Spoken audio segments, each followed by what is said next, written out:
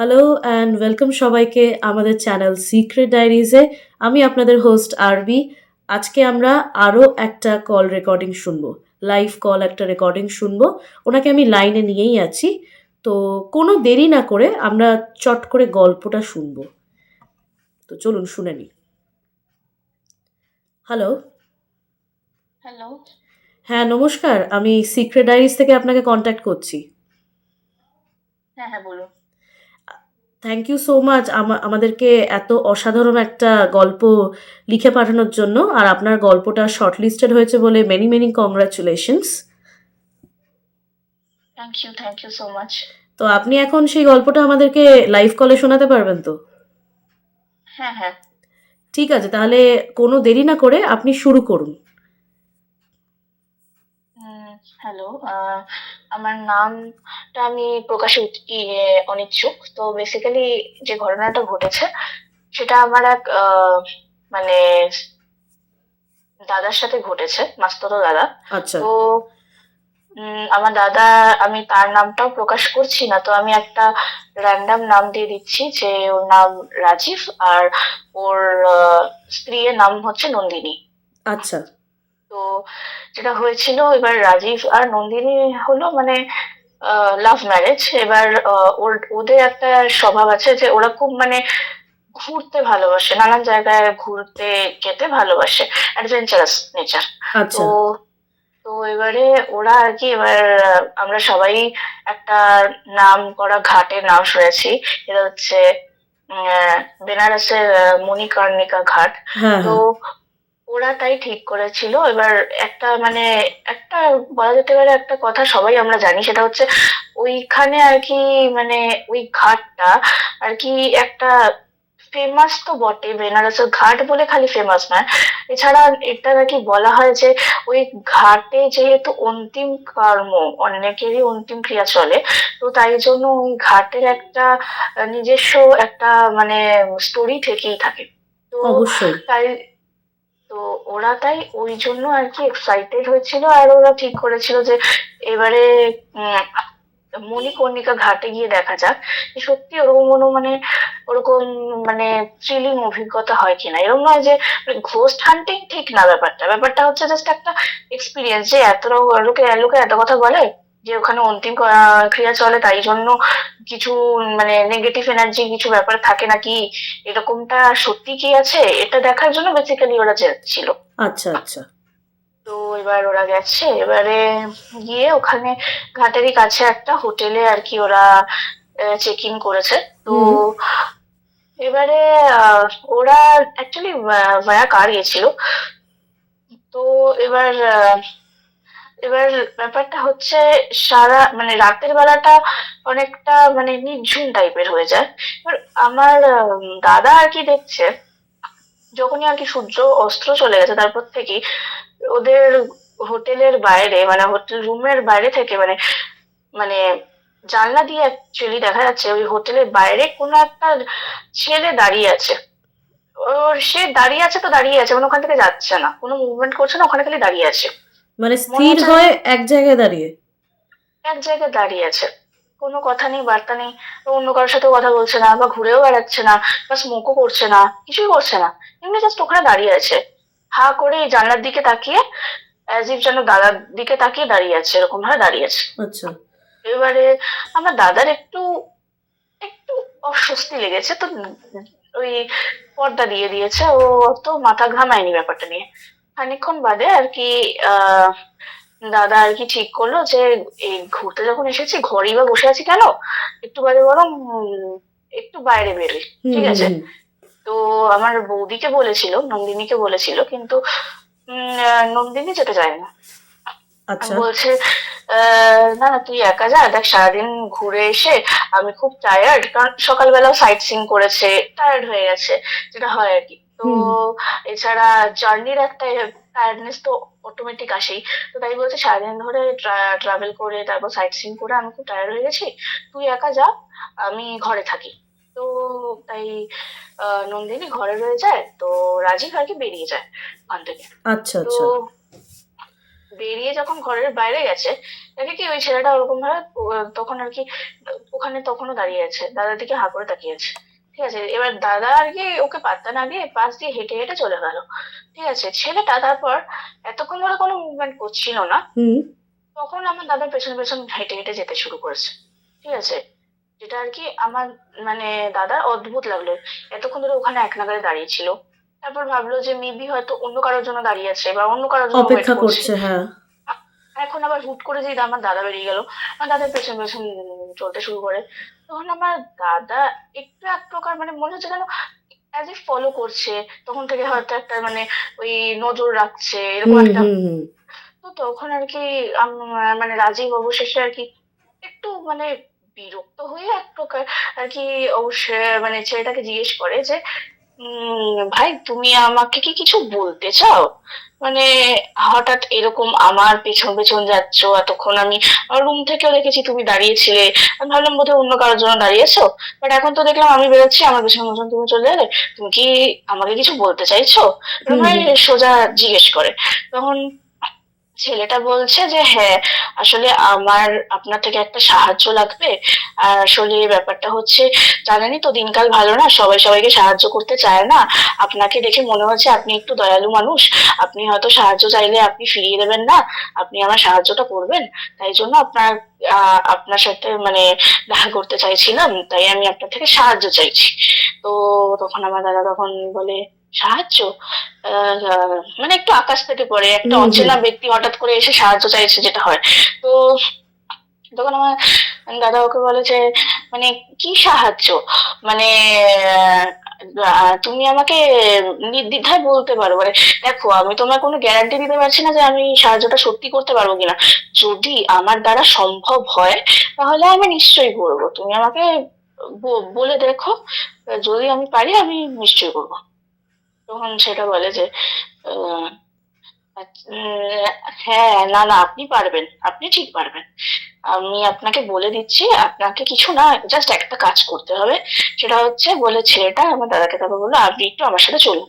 বলে আমার দাদাকে আর কি নিয়ে একটা বাড়ির সামনে নিয়ে যায়। ঠিক আছে, আচ্ছা। মানে একটা ছোট্ট বাড়ি। ঠিক আছে, ওই বাড়িটার সামনে নিয়ে যায়।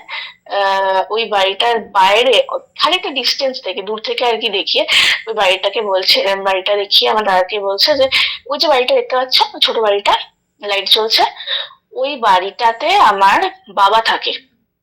তো ওই বাড়িতে আপনাকে আর কি একটু আমার বাবার সাথে দেখা করে একটু কথা বলতে হবে, এটাই আপনার কাজ।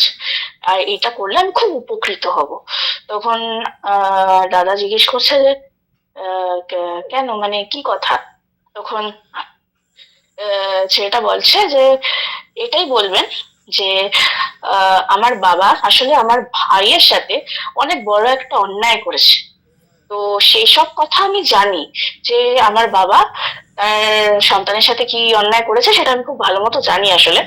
তো সেটাই আপনাকে বলতে হবে যে আমি সেটা জানা সত্ত্বেও আমি তাকে ক্ষমা করে দিয়েছি। তাই আমার বাবা যাতে ব্যাপারটা আর ধামাচাপা না রেখে আমার ভাইকে যাতে মানে মানে ভাইয়ের আত্মার মুক্তি কামনা করে তার যাতে সে মানে সৎ কাজটা করে, আচ্ছা এরকম এরকম একটা কথা বলে। আচ্ছা।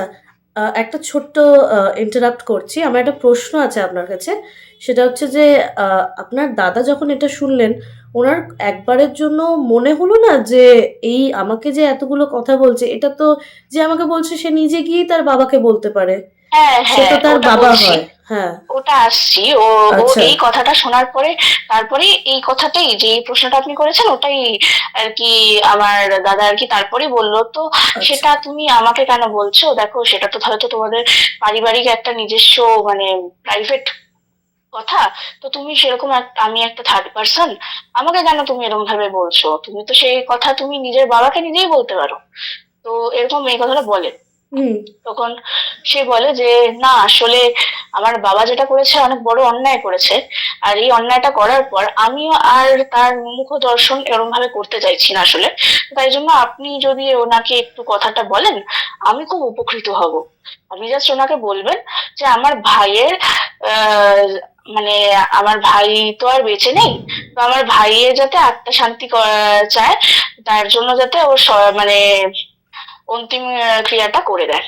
তো মানে সৎ কাজটা করে দেয় আর কি। হুম হুম। তো তখন আর কি আমার দাদা বলেছে যে ঠিক আছে, আমি দেখছি। আমি তাহলে, দেখুন এখন তো মানে রাত অলমোস্ট, একটু বাদে সবাই হয়তো ঘুমিয়ে টুমিয়ে পড়বে। তো এই সময় আমার মনে হয় না লোকের বাড়িতে যাওয়া উচিত। তার উপরে আমি তো তাকে চিনি না, সে হয়তো আমাকে দেখে আকাশ থেকে পড়বে। তো আমি বরং কালকে সকালবেলা ওনার কাছে যাবো, গিয়ে কথাটা বলবো। তখন আচ্ছা। আর কি ছেলেটা বলে, হ্যাঁ হ্যাঁ হ্যাঁ, প্লিজ প্লিজ, আপনি আপনি আমাকে এই মুক্তিটা দিন, আমি খুব খুশি হব। মানে ওই প্লিজ হুম প্লিজ হুম। করে আর কি। তো ভালো কথা, আমার দাদা মানে রাজীব যথারীতি হোটেলে ফিরে নন্দিনীকে এই খবরটা দেয় যে জানো তো আমার সাথে কি হয়েছে, এরকম যখন আমি বেরিয়েছিলাম, এরকম আমাকে আমার ওই ছেলেটার সাথে দেখা হয়েছে, সেটা আমাকে এই বলেছে। এইসব কথা নন্দিনীকে বলে। মানে আমার দাদা কখনো আমার বৌদি থেকে কিছু হাইড করে না, তো হুম। সব কথাই খুলে বলে। তখন শুনে নন্দিনী তখন বলছে, তো তুমি কি করবে ঠিক করেছো? ও বলছে, কি আবার করবো, যাবো কালকে সকালবেলা ছেলেটার বাড়িতে গিয়ে কথা বলে আসবো। একটা তো সামান্য ব্যাপার, এরকম তো নয় যে আমার থেকে টাকা পয়সা চেয়েছে বা কোনো বিশাল বড় কিছু, এরকম তো নয়, জাস্ট একটা মেসেজ, তো আমি গিয়ে হুম কনভে হুম করে হুম। আসবো। তো তখন আমার বৌদি একটু রাগারাগি বলে, না না, অচেনা লোক, কি হবে, কার মনে কি আছে, এমনি দিনকাল ভালো না, কোনো দরকার নেই। আর উপরে আমরা এখানে টুরিস্ট, তুমি তো জানোই আমরা। তাই জন্য এটা আমার মনে হয় না উচিত হবে। কি জানি, হয়তো এটা একটা ফাঁদ, তারপর নিজেরাই ফেঁসে যেতে পারি, কোনো মানে হয় না। এসব কথা বলে আর কি আমার বৌদি দাদাকে এক প্রকার মানে বারণ করে দেয় যে না, দরকার নেই, কোনো হুম। দরকার নেই যাওয়ার। যা হয়েছে মানে যা হয়েছে হয়েছে, সেটা তোমাকে ছেলেটা বলেছে তো বলেছে, ব্যাস। সেটাই যথেষ্ট। আহ যাওয়ার কোনো দরকার নেই, এটাই হলো মেন কথা। তো মানে এক প্রকার এরকমটা বারণ করছিল যেতে ওখানে। হুম হুম। তো ভালো কথা, আমার দাদা তারপর পরের দিন সকাল হয়েছে যথারীতি। মানে এবার আমার দাদার একটা মনের মধ্যে কু গাইছে, সত্যি কি আমার না যাওয়াটা ঠিক হবে, সত্যি কি আমার না যাওয়াটা ঠিক হবে, এরকম মনে মনে একটা ডিলেমার মধ্যে রয়েছে। হুম হুম যখন হুম। ডিলেমার মধ্যে রয়েছে, তখন হঠাৎ করে আবার ওই ছেলেটা কোথা থেকে যেন চলে এলো, এসে মানে হঠাৎ করে ঘরের মধ্যে চলে এসছে, ঠিক আছে? বাবা। ঘরের মধ্যে চলে এসছে। আর দাদা দেখে অবাক হয়ে গেছে যে ঘর তো দরজাটা লক, তুমি এলে কোথা থেকে? তখন বৌদি আবার ঘরে ছিল না, বৌদি ছিল গেছিল শপিং করতে। আচ্ছা। তো ঘরে এসে বলছে যে আপনি যে আমায় কথা দিয়েছিলেন আজকে সকালবেলা আপনি যাবেন আমার বাবার সাথে কথা বলতে। বলছে, তো সে তো আমি যাবো ভেবেছি, বাট তুমি এলে কেন? মানে কোথা থেকে এলে, আমার তো ঘরের দরজাটা লক আছে। বলছে, না না, আপনি জানেন না ঠিক করে, আপনার ঘরে দরজাটা লক নেই। আমি আগের দিন তো বাইরে দাঁড়িয়েছিলাম, বাট আজকে যখন আপনি বেরোলেন না, আমি বুঝলাম হয়তো আপনি ভুলে গেছেন বা কিছু, আমি তাই মনে করাতে এলাম। কাইন্ডলি আপনি যান, গিয়ে একবার কথাটা বলে আসুন, ঠিক আছে? এরকম ভাবে বলে। হুম হুম হুম। যে বলে নাকি ঘরের দরজা নাকি লক নেই, ঘরের দরজা খোলা ছিল, তাই এই জন্য ঢুকে এসছে।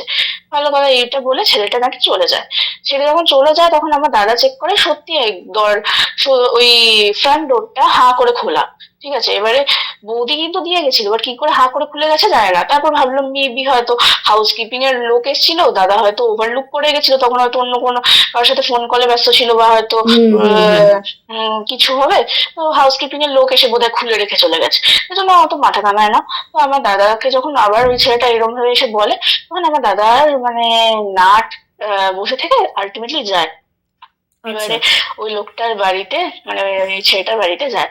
বাড়িতে যাওয়ার পরে আর কি এবার ওই ছেলেটার বাবা যথারীতি দরজা খোলে। তখন বলছে, আচ্ছা আপনি কি ওনার বাবা? মানে ওই ছেলেটা নাম বলে বলে যে আপনি কি ওনার বাবা?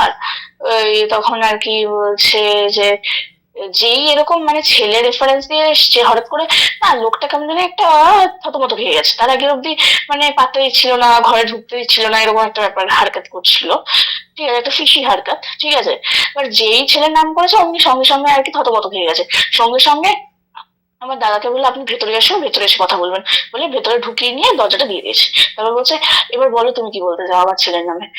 তখন আহ, বলছে আমার দাদা যেটা বলতে বলা হুম হয়েছিল হুম হুম। সেটাই বলেছে যে আপনার ছেলে বলল আপনি যেটা করেছেন অতীব অন্যায়জনক কিছু একটা কাজ নাকি আপনি করেছেন।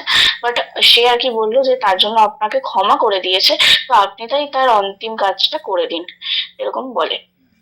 যখন বলে, ওই বাবাটা পুরো হাউহাউ করে ভেঙে পড়ে।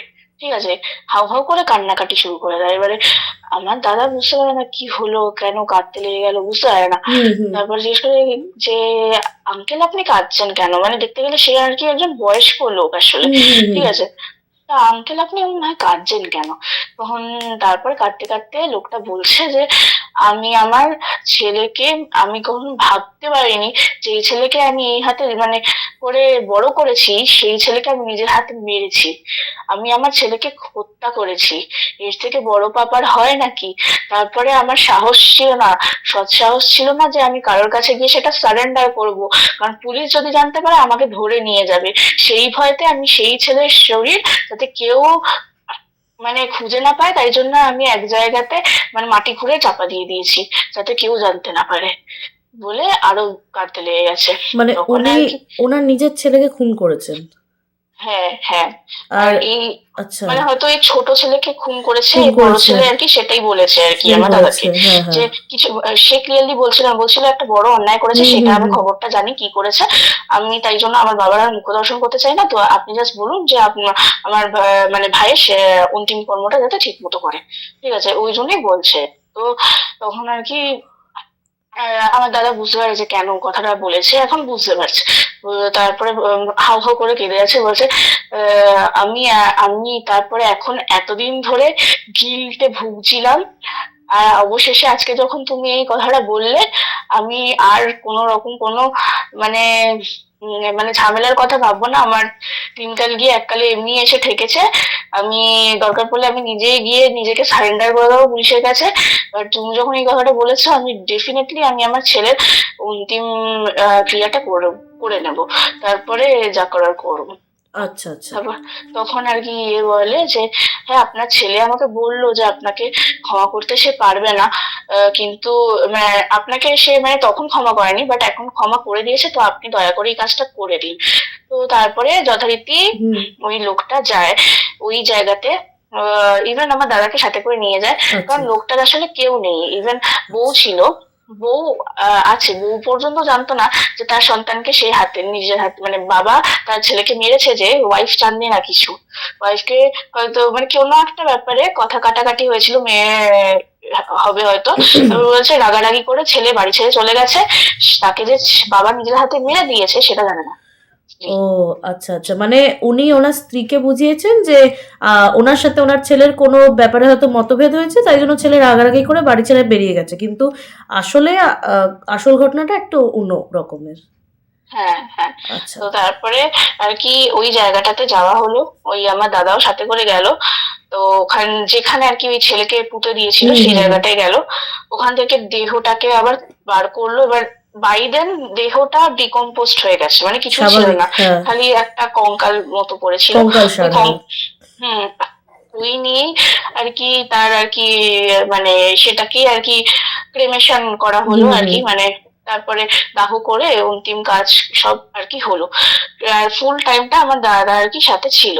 মানে মানে যেহেতু বয়স্ক মানুষ, পুরো একা, ঠিক হুম আছে, হুম একা হুম। হাতে করছে। আর তার স্ত্রী তখন জানতে পেরেছে, যখন আমার দাদা গেছে বাড়িতে, তখন আর কি আর যখন এই কথাটা বললো, তখন তার স্ত্রী জানতে পারে। স্ত্রী তো আরো বেশি ভেঙে পড়েছে যে যেই ছেলেকে নিজের হাতে মানে জন্ম দিয়েছে, নিজের হাতে বড় করেছে, তাকে এরকম কি করে সম্ভব? সে তো আরো ভেঙে সেটাই। পড়েছিল। দুজন মানে বয়স্ক বৃদ্ধ বৃদ্ধা দুজনেরই মেন্টাল স্ট্যাটাস ঠিক নাই। আর বেশি বেশি করে তার স্ত্রী এর মেন্টাল স্ট্যাটাস ঠিক নাই। তো দুজন মিলেই আর কি, তাই জন্য আমার দাদা ফুল টাইমটা ওনাদের সাথেই ছিল।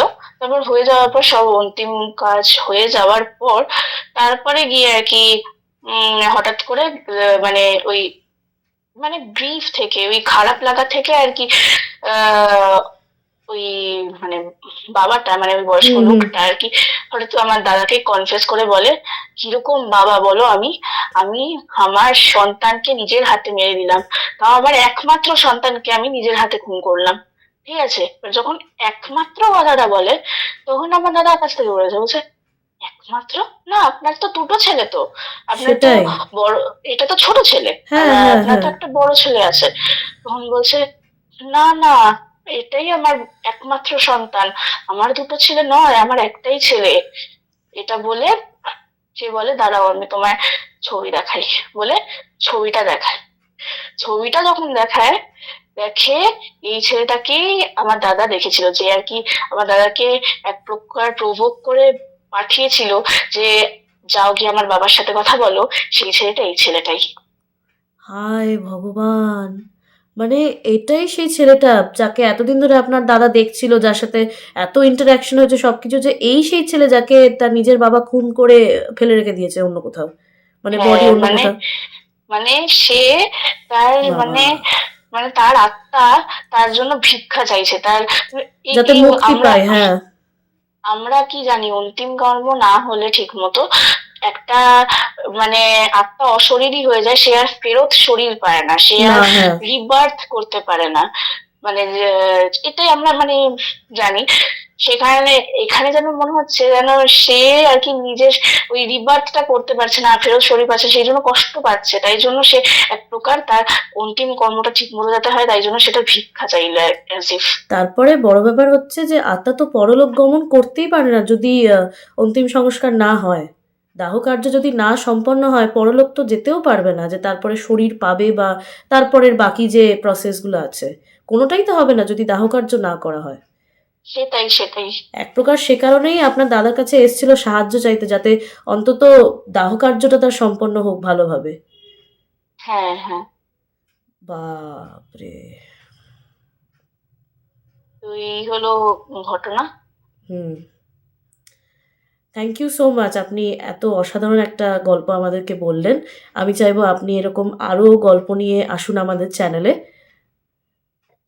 থ্যাংক ইউ আমাকেও বলার সুযোগ করে দেওয়ার জন্য। হ্যাঁ। তাহলে আজকের এপিসোড যদি আপনাদের ভালো লেগে থাকে, তাহলে অবশ্যই লাইক, কমেন্ট এবং সাবস্ক্রাইব করবেন চ্যানেলটা। বেল আইকনে কিন্তু ক্লিক করতে ভুলবেন না। আমরা এরকম আরও নতুন নতুন আপডেট নিয়ে আসতে চলেছি। আর আসছে সোমবার আপনাদের জন্য থাকবে একটা স্পেশাল চমক, একটা স্পেশাল এপিসোড। তো দেখা হবে আপনাদের সাথে আবার পরবর্তী ও নেক্সট এপিসোডে। ততক্ষণ শুনতে থাকুন, দেখতে থাকুন। শুভরাত্রি।